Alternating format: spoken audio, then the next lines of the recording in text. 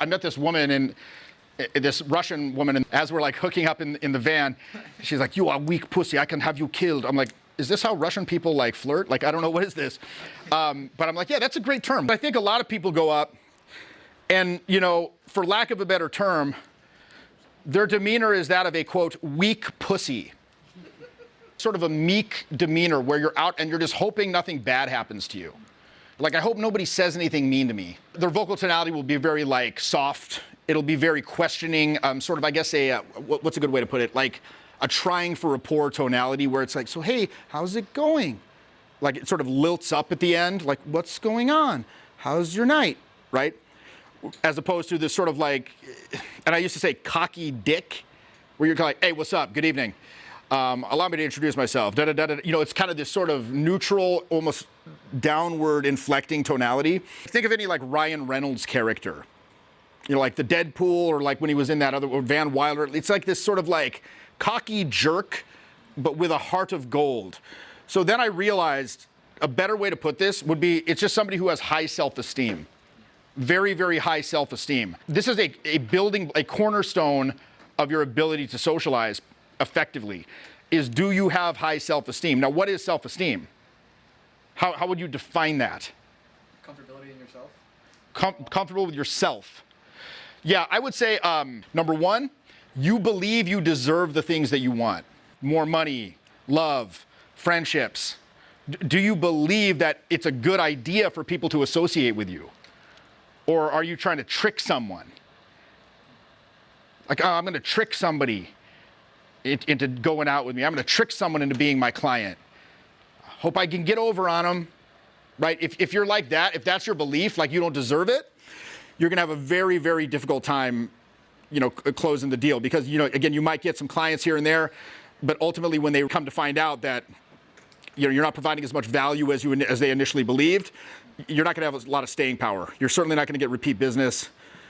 The word of mouth isn't going to be good. Like, so again, if you're like this little rodent trying to steal a piece of cheese out there and get over on people because you don't believe, and quite honestly, I mean, when I first started doing this, I kind of had that belief too. Like, well, maybe if I try these little tricks and I do these little things, my frame was like, yeah, maybe I can just leverage psychological tricks and stuff like that. And I would very often, you know, say, for example, I was like dating someone, I'd be like, can't she see?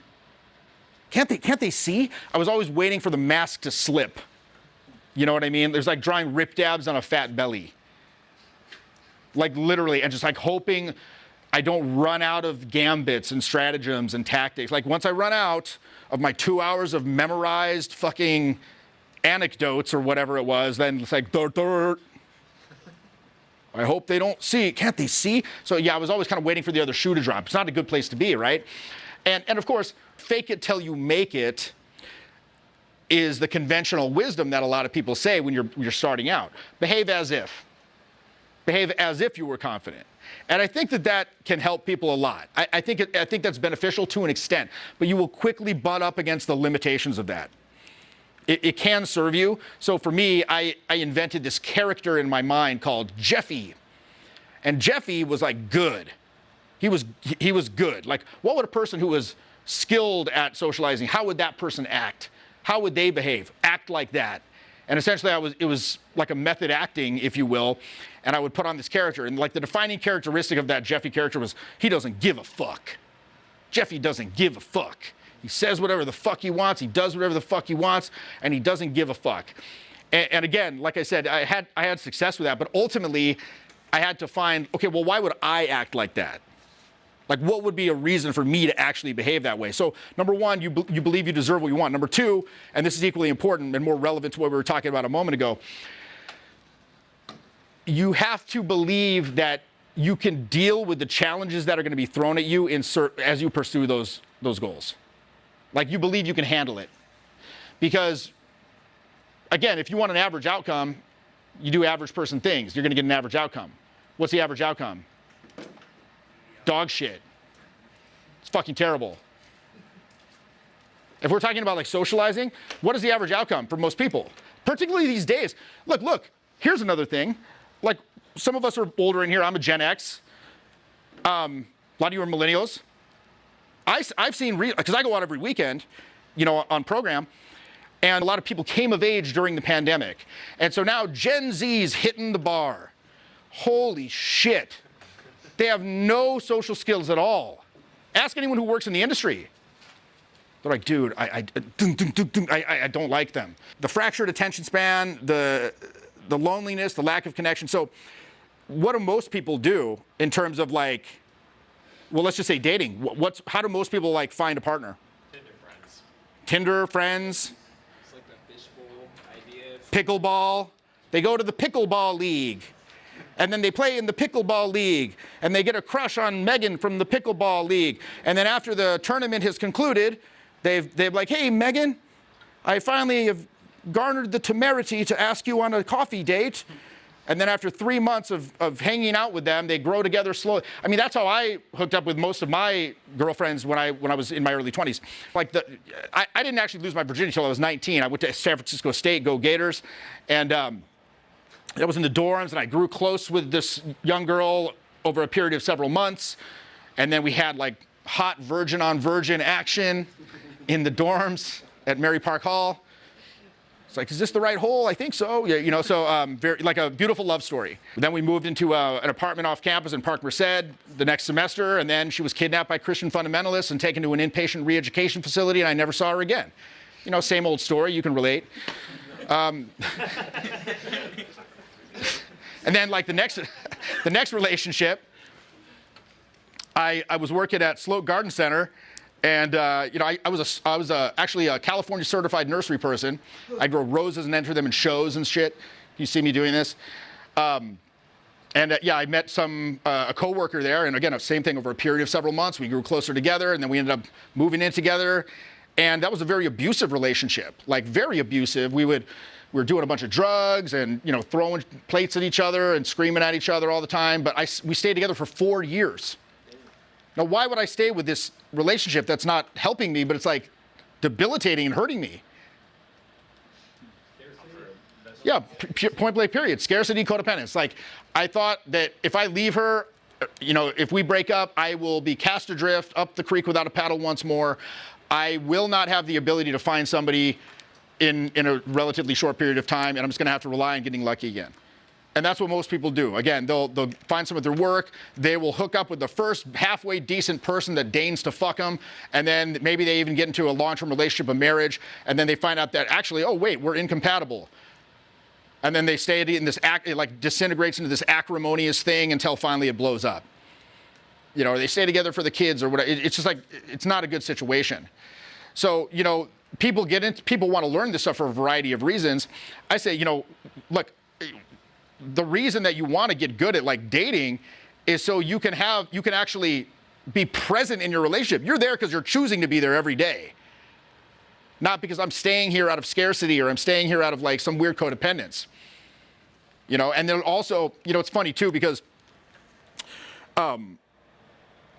you understand what the parameters are. Because most people say like, who would you want in a partner?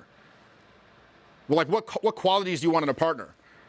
Most guys will probably be like, hot, hot. A guy, it's like, okay, I just got to take the first broken toy that comes.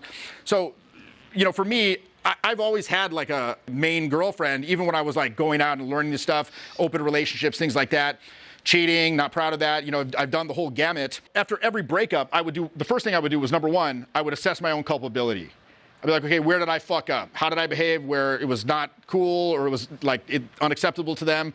All right, if I feel that that's valid, I will resolve not to behave like that anymore in the future, or at least try as best I can not to act like that in the future, okay?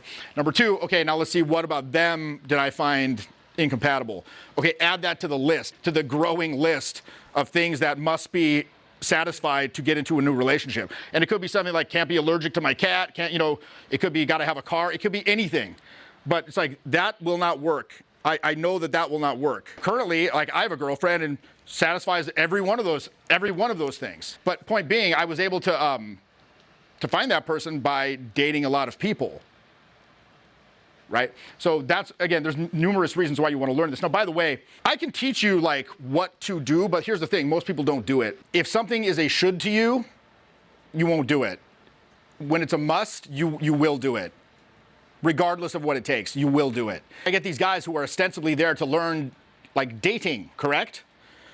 And very often, I think the students don't even want to, like if somebody like, they met somebody out and they hit it off and they had a connection, and that person was like, hey, I like you, let's go home.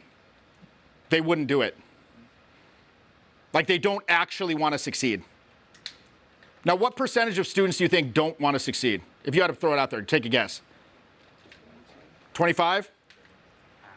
Half? It's over half. It's over half. And my assistant, this guy's an absolute savage. He's kind of a weird dude. He reminds me of me in like circa 2012. He was a guy, he was in a long-term relationship from age 22 to 32. About 2 years ago now, he had a breakup. You know, they have a kid together and everything. And so he realized, you know, my 20s, my kind of prime dating years, I was in this long-term relationship. I know nothing about this. I'm sort of cast to the wolves now. I don't know what to do. I got to learn how to date. And so he, I don't know, stumbled upon some video and he came on a program with me. Now, if you come on a program with me, I do one thing where I'll do a bundle, where if you come on 3, you can come on 2 for free. So we took the bundle. So we went out, and interestingly enough, and he spaced them out about a month in between. Every month, when he would come on the subsequent program, he was substantially improved. Like substantially, where I was like, holy shit, you're a lot better now. Like his ability to just go up, easily strike up conversations, strike interest up, boom, move it forward. He was getting very, very good. And he's like, well, I just go out every single night. I go out every single night in between. Now, why was he doing that? To get the reps in? Well, no, it's not a should for him. It's a must. Yeah. He's like, otherwise I'm fucked. I'm 33. The clock is ticking. I spent 10 years in a long-term relationship. I know nothing about like the scene or dating or how to meet people. Like, I got to figure this the fuck out. Like, it was a must to him. He had the emotional leverage. He had the emotional leverage on himself. So I asked him, I go, what percentage of students don't want to succeed? He's like 95. He has a much more cynical view of it. It's like 95% of these motherfuckers don't even want to succeed. Like, he's like, you know what he said? This is what he said. This is his words. He said, they don't want to get laid. They want to be able to say they got laid. Does that make sense? Yeah, they want to be able to say, I got, like, they want the validation. They want to say, they want to feel like they're cool. They want to fulfill some sort of cultural expectation of a guy that needs to be good with girls, like something like that. They don't actually want to meet a person and then go home with them and become physically intimate with them. That's not, they don't want the actual action. They want what comes after it, the ability to feel good about themselves. So, of course, those guys aren't going to succeed. Of course not. I remember one time I had a dude, I was in Scottsdale, Arizona, and I had this guy, and he's talking to somebody, and he's having a really good interaction. He's talking to her, it's going well, she's super into him, they're really hitting it off, and all of a sudden he comes over, and he just leaves. And he comes over, and I'm like, oh, so hey, what happened? It looked like that was going really well. He's like, yeah, she really liked me. I go, well, why are you here? He's like, I don't know. What did he say? He said, I needed to get my drink. I needed to get my drink? What the fuck? He's like, I don't know. I don't know. Because again, it's not it's a should for him. It's not a must. So you have to get emotional leverage. Like when you get the emotional leverage on yourself, you will do whatever is required. You will simply do whatever is required. Because here's the thing. Look, people when they're approaching, like they want 2 things, okay? They want 2, and I'm going to hit you up in a second. They want 2 things. Number 1,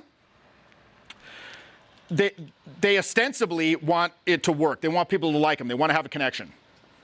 That's number 1. Number 2, they want to get out without looking bad. They want to avoid loss of validation. They want to avoid embarrassment. They want to avoid rejection. So whichever one they want more, that's the one that manifests.